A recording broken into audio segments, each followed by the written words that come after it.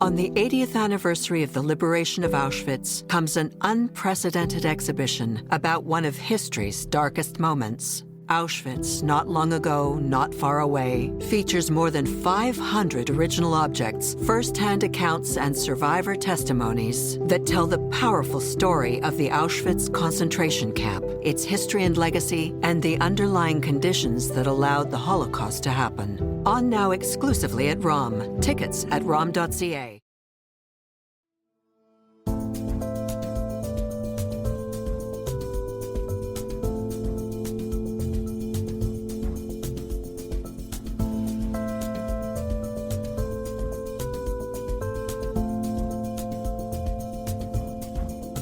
We armed boys had nothing to do. They needed something, and we got a dozen 3-ton trucks that we had doing nothing, and soldiers to work, and they put that museum back to work.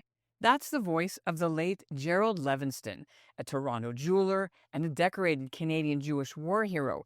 He was speaking not long before he died in 2010 about how, after his men liberated the Netherlands from the Nazis in 1945, he gave them a different kind of mission: to help a famous Dutch art museum retrieve hundreds of priceless Van Gogh and Picasso paintings, which had been carefully hidden deep underground during the fighting to prevent them from being destroyed by bombs or stolen for Hitler's own collection.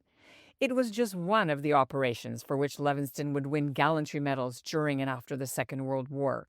The British and the Dutch government awarded them their country's highest honors. Canada mentioned him in dispatches.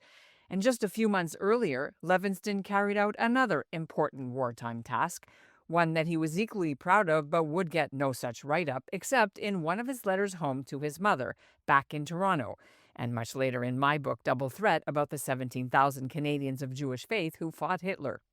Levenston was ordered to accept the surrender of Nazi generals and their men on May 5, 1945, at a ceremony at a lakeside resort in Germany. As his brigadier general told him, quote, "I want a Jew telling those bastards what to do." When the fighting ended, Levenston was stationed in Holland, and since he had a desk job and, as he said, was in charge of the occupation forces and a lot of Canadian fighting men now biding their time waiting to go home, he could spare some time for romance, which is when he met Ada Hugenholtz, a Dutch nurse who had worked with the resistance and helped save downed Allied pilots. Their whirlwind love affair lasted just 4 months. By the end of 1945, Levenston decided his widowed mother needed him back home, and that was it. Ada gifted him a painting. He left her with his beret, a radio, and a large Canadian flag, which the troops had carried with them into battle. They never saw each other again. But now that flag has been returned to Levenston's son back in Canada 80 years later by Ada's son, just in time to fly it on Canada Day and give a little extra patriotic energy to this country, which is fending off an economic trade war attack from the U.S. President Donald Trump, who's also threatened to make Canada the 51st state. And so I feel this flag has power because we need it today. We've got 4 more years of trouble.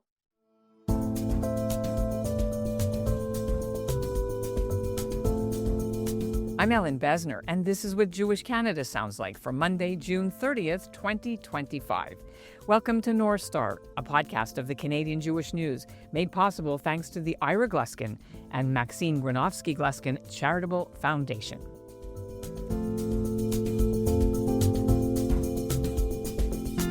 Michael Levenston of Kitsilano, BC, has researched his family's records and kept the boxes containing the papers and letters of his late father, Lieutenant Colonel Gerald Levenston. His father died 15 years ago, but it was during the pandemic that his son discovered his dad's old film negatives, which he'd never seen before, and letters from Ada. Long story short, the younger Levenston tracked down Ada's family, connected by email with her son Ren Putman-Kramer, who lives an hour outside of Amsterdam. It turns out both men are 73. They were born a few years after the war, and while they'd never met or spoken to each other except by email until this podcast, both understood the cost of freedom and democracy and why their parents fought to earn it. Michael Levenston joins me from Vancouver with the flag, which is a bit moth-eaten and dirty, but still in great condition, considering it was last in Canadian hands 80 years ago.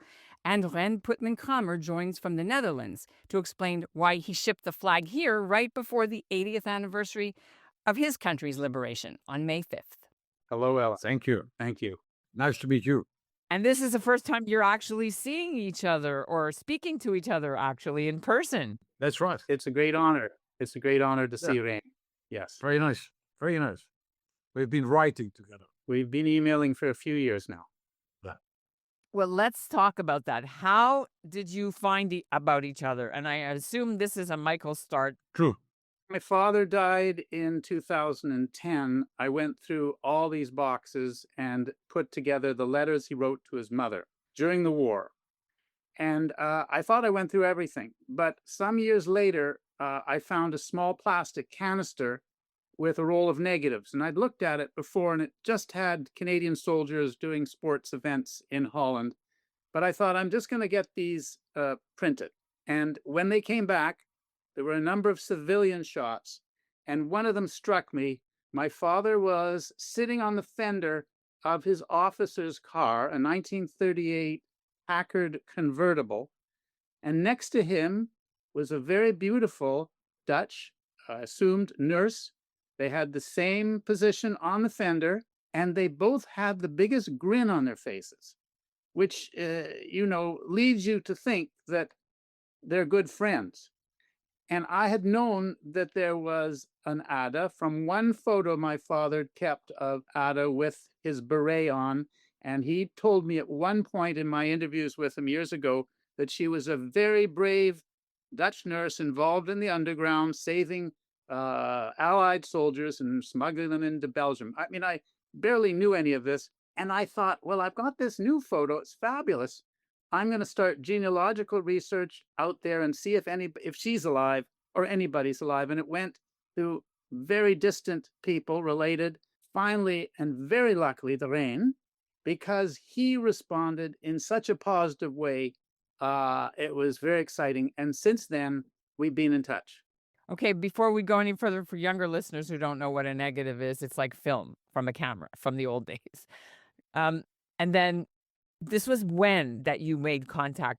2020, I believe. And then did you know about this photo or this romance at all from your side? I think this photo I knew. And then there was a photo of my mother with a beret in The Hague. And that beret, I understand afterwards, was a beret which was of Gary. Yeah. So Jerry, the father. Yeah. Did she tell you about this like when she was young or at the end of her life? How did you know who this guy was? And my mother had a small little box, let's say secret little things that I hadn't seen before. She once in a while talks about small little things what happened during the war. And one of the things we all knew, my brother and my sister and my father knew about Jerry. And that they met and that they had parties together and that they had a special relationship. And we found in the box at that time letters of Jerry.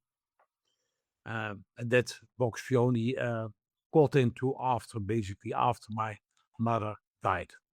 So you actually could be brothers by the twist of fate. Yeah.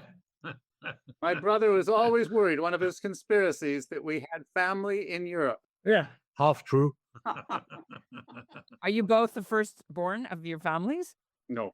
No, I'm number 2. I'm number 2.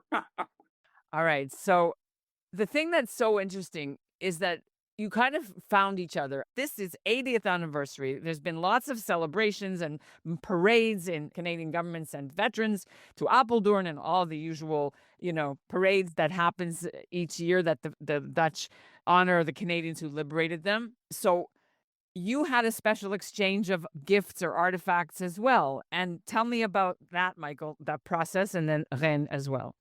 Well, I knew that the family had kept some precious gifts from 1945 that my father had left with Ada. He left on a plane probably 29. maybe New Year's Eve, sad time. I know he left Champagne because they celebrated with champagne, and Ada felt very mixed feelings, not joy, but it was a new year. He left a radio that was very important to him. He used it in Europe. I see it in his mother's letters. And he also left his Canadian flag. And Ryan had told me about this at that time, and he'd said, "Do you want it?" And I couldn't think of a reason I needed the flag in 2020. I thought maybe it would go to a famous museum there. How do you pronounce that museum? Müller. Because Dad and the soldiers had helped remove paintings, but they couldn't find a use for it. So it stayed.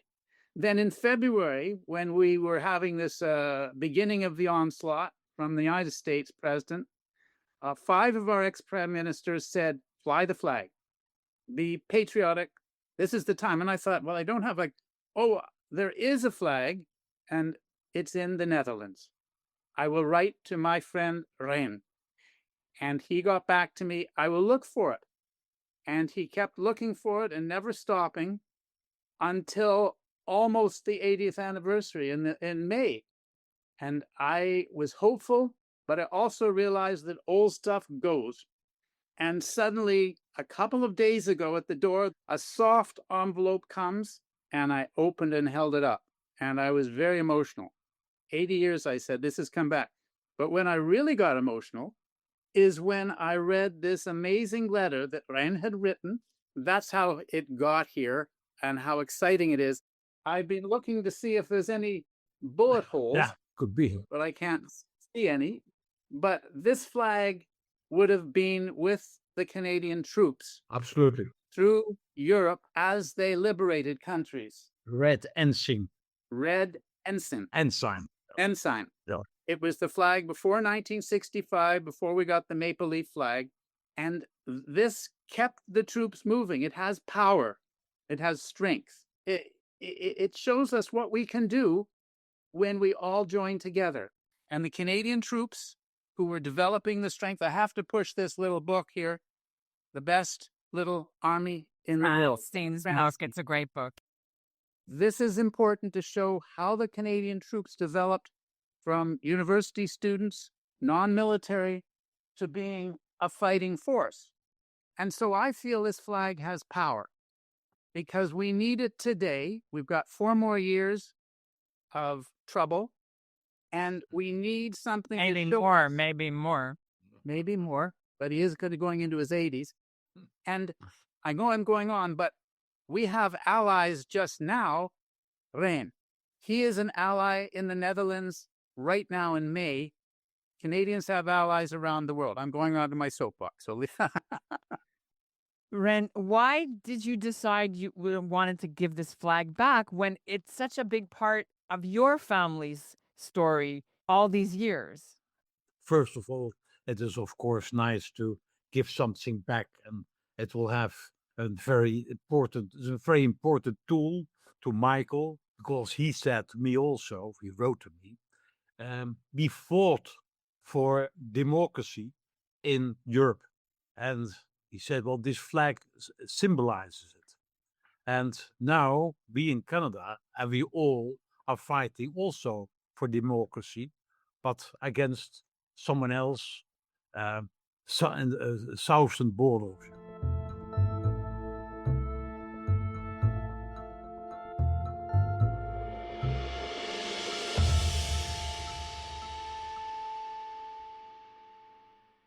On the 80th anniversary of the liberation of Auschwitz comes an unprecedented exhibition about one of history's darkest moments. Auschwitz, not long ago, not far away, features more than 500 original objects, first-hand accounts, and survivor testimonies that tell the powerful story of the Auschwitz concentration camp, its history and legacy, and the underlying conditions that allowed the Holocaust to happen. On now exclusively at ROM. Tickets at rom.ca. Where did you keep it all these years? My mother kept it. She had that small little box. Also, I've had it at a certain moment. I've had it, I think, on a wall. and then I brought it with me from Holland to France. Then we stole it away again. My wife stole it away, and then I didn't know where it was anymore. But then my son, he had saved for many years a bottle of whiskey, and he found that bottle of whiskey, and there that flag was as well. Where was it? It was a Canadian whiskey? I don't know. He took the bottle, and I took the flag. I wanted to ask you, Rain, about your mom, because Michael mentioned that she was in the underground doing her nursing, trying to save Allied forces. What do you know about that? Well, during the war, first of all, she was a nurse in Arnhem. She cycled a lot, and she cycled for the resistance. A nurse is generally a person who can cycle around and show a paper, and she has to go to help some people somewhere in a city or in the countryside. So if there were German checkpoints, then she would pass. For the resistance, it was she was first of all was a messenger, all secrets. So she didn't know names or whatever. If she would be caught, that she couldn't tell much. She took guys them on a bicycle. She managed to take them through, let's say, to the border with Belgium, and then there someone else was waiting somewhere in the woods to take them on to France and all. Anyone in your family get killed or Gestapo took them? Yeah, but my father has been in jail and in the concentration camps twice in Germany. Why was he captured? Because he was also in the resistance, or was he Jewish? No, he was in the resistance. But they didn't know each other then, your parents, right? Or they did? My parents knew one another. But there wasn't this love triangle, is what I'm trying to say, with Michael's dad. It was completely separate. That was separate. My parents got married in 46 or 47. Yeah. Do you know why, and this is for either of you, the romance didn't go any further? Was religion at all a part of it? Well, Dad left. He'd waited and waited and waited to be demobilized, and he only had his mother in Toronto. His brother and father had died before 1930, so he was the sole supporter of her, and he had to get back and make a business and a life. I think that was a huge part of being unable to find the money and the time to fly back. So I think he loved Ada very much. I think it was after the war and the distance and the financial situation. That's all I can say at this point, because he never spoke. He wouldn't speak about old girlfriends. He was married to my mom, like your mother and dad, for 48 years. And yet we have a very strong connection. 80 years later now, the flag's come, and it's going to go a long way to helping us in Canada. And I have to thank you, Rain, for this unbelievable gift. Best gift ever. That was a nice one. Very nice. When are you two meeting each other? I don't travel, unfortunately, but Rain comes to Vancouver, we'll celebrate him here. I have to bring some champagne because that's your father liked that much. They wrote letters, and I thank Michael for sending me the letters of my mother, because that was very nice to read. And you to me. We shared our letters, the love letters, and they're quite touching. Yeah, it's nice. How old were they at the time? Do you know? Can you figure it out? My mother was in war, let's say from, she was 20 when it started, and let's say in 20, she was 25, 26 when Jerry and Ada met one another. How old would Gerald have been? He was born in 1914, so I'm assuming he was 30-ish, but I don't have my calculator here. No, he was 31. Thank you. You don't know exactly where their meet cute was, where they met. I mean, I'm saying meet cute because that's now how it would, where they actually first met. Probably an army pub or restaurant or nightclub set up for the Canadians, but it's Rain's sister that found the date and the location of their first meeting in a diary, in your mom's diary, because that's somewhere in the back of that little booklet I did. They got together at the end of August, I believe, in 1945. The peace had been there a long time, and all the Canadians were wining and dining. Certainly my father, who was an officer, had so much to do in terms of social life, and he took Ada, I believe, to a very important celebration, perhaps at the palace at the end of their time together, when my dad and some Canadian officers won a medal. I have it in English, the Order of Orange Nassau, Nassau, where the royals were. Prince Bernhard. Yes. Wow, that is something. And so now you have the flag. Where's the beret? I have it.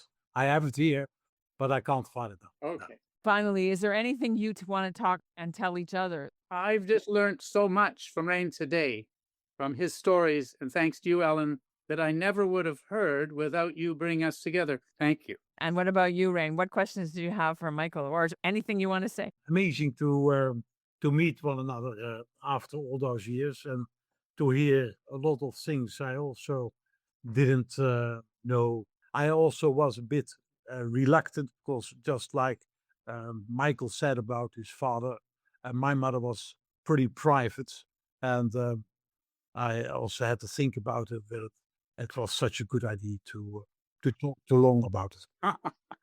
And thank you for doing it, and thank you for doing it for Canada. This is your resistance. The resistance goes on. You have to fight for democracy. Yes. Doesn't come by itself. I wonder what your dad, Gerald, Colonel Levenston, and your mom, Ada, what they would have made of the world today. Well, first of all, my mother and my father, they admired the Canadians for fighting so hard to liberate us. At this moment, I think they wouldn't be very happy with what was going on in the United States. My father was a very proud Canadian in every way. He would be as upset as the Canadian public is today. It's been an honor. Thank you so much. Thank you very much. Thank you, Rain, and thank you, Ellen. Bye-bye.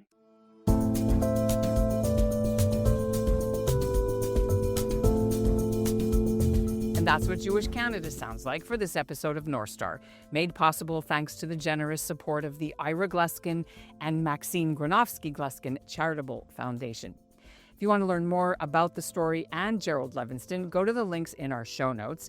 One more fun fact about him: the Canadian Army paid tribute to him while he was in the Netherlands because he opened a very popular Army hamburger stand for the men.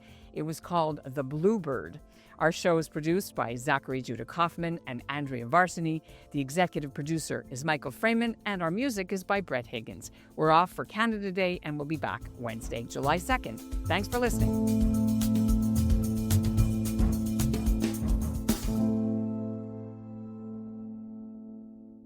On the 80th anniversary of the liberation of Auschwitz comes an unprecedented exhibition about one of history's darkest moments. Auschwitz, Not Long Ago, Not Far Away, features more than 500 original objects, first-hand accounts, and survivor testimonies that tell the powerful story of the Auschwitz concentration camp, its history and legacy, and the underlying conditions that allowed the Holocaust to happen. On now exclusively at ROM. Tickets at rom.ca.